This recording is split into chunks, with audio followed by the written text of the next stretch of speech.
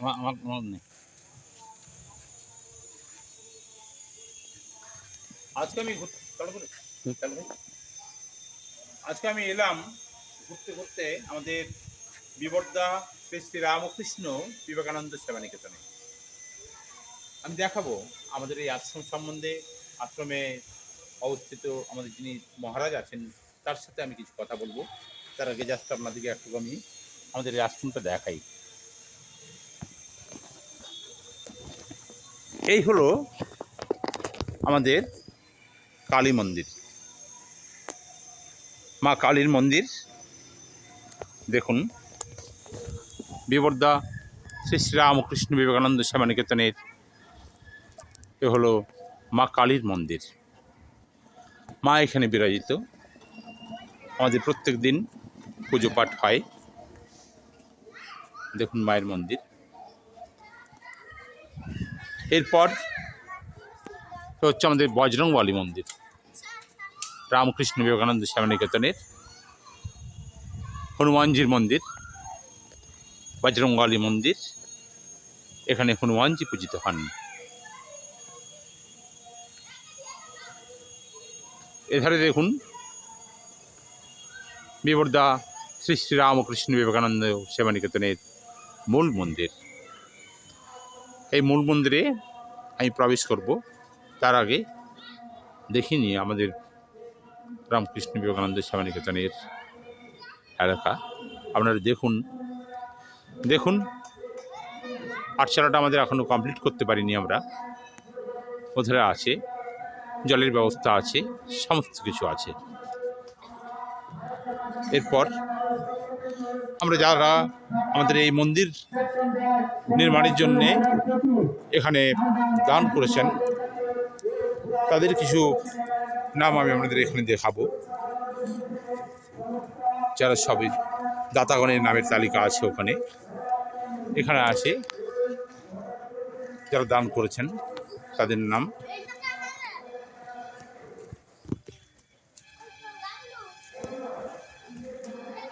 ঠিক আছে, আসুন আপনাদের দেখাই মূল মন্দির।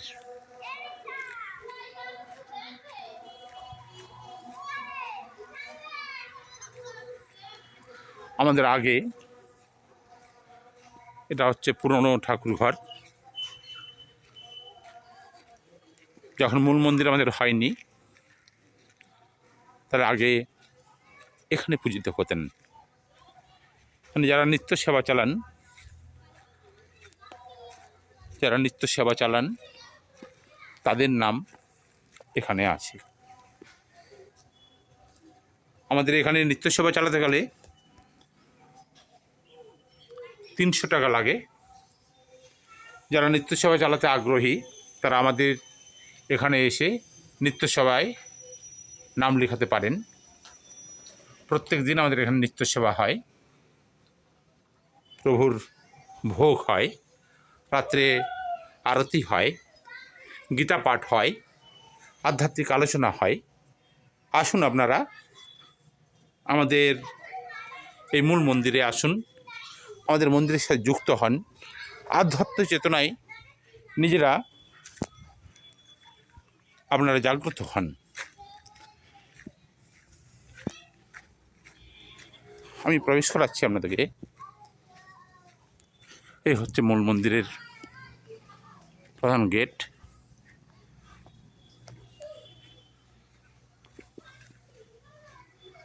আমাদের এই মূল মন্দিরে প্রত্যেক দিন যে নিত্য সেবা হয়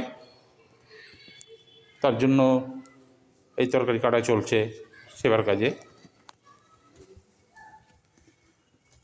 এখানে রাধা মাধব পূজিত হন।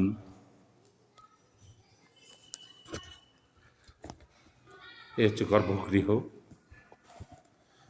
দেখুন হচ্ছে মূল মন্দির এর ভিতর।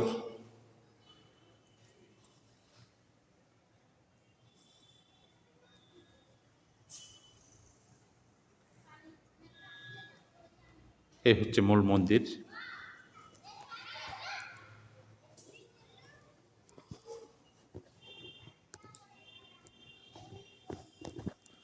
আপনারা আসুন, এখানে এলে আপনারা শান্তি পাবেন। যাদের জীবন অশান্ত হয়ে গেছে, শান্তির খোঁজ পেতে উদ্গ্রীব হয়েছেন, তারা আসুন আমাদের মন্দিরে। বিবর্দা শ্রী শ্রী রামকৃষ্ণ বিবেকানন্দ সেবা নিকেতন আপনাদের আহ্বান করছে। এখানে নিত্য পূজা হয়, রাত্রেবেলায় ভোগ আরতি হন, গীতা পাঠ হয়, ভাগবত পাঠ হয় এবং প্রত্যেক বছর ধর্মসভা হয়, মিলন মেলা হয়। বিভিন্ন অনুষ্ঠানের মধ্য দিয়ে আমরা ঝুলন উৎসব এখানে উদযাপন করি, আরও অনেক উৎসব আমরা উদযাপন করি। আমি এরপরে আপনাদেরকে নিয়ে যাব আমাদের, এটাই হচ্ছে আমাদের রান্নাঘর, প্রসাদ, যে প্রসাদ রান্নার এটা ঘর, ঠাকুরমশাই প্রসাদ তৈরি করছেন ভিতরে। এধারে রয়েছে বাগান।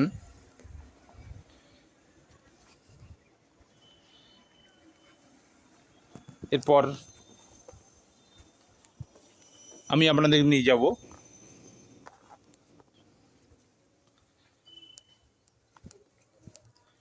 চলে আসুন আমার সাথে। আমাদের এখানে এক মহারাজ থাকেন,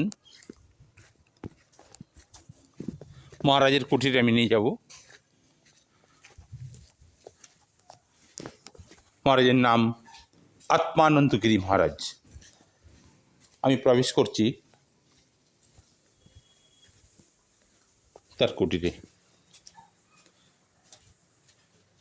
তার আগে দেখিনি আমাদের একটা শেড, এই শেডটাতে আমাদের খাওয়া দাওয়ার ব্যবস্থা আছে।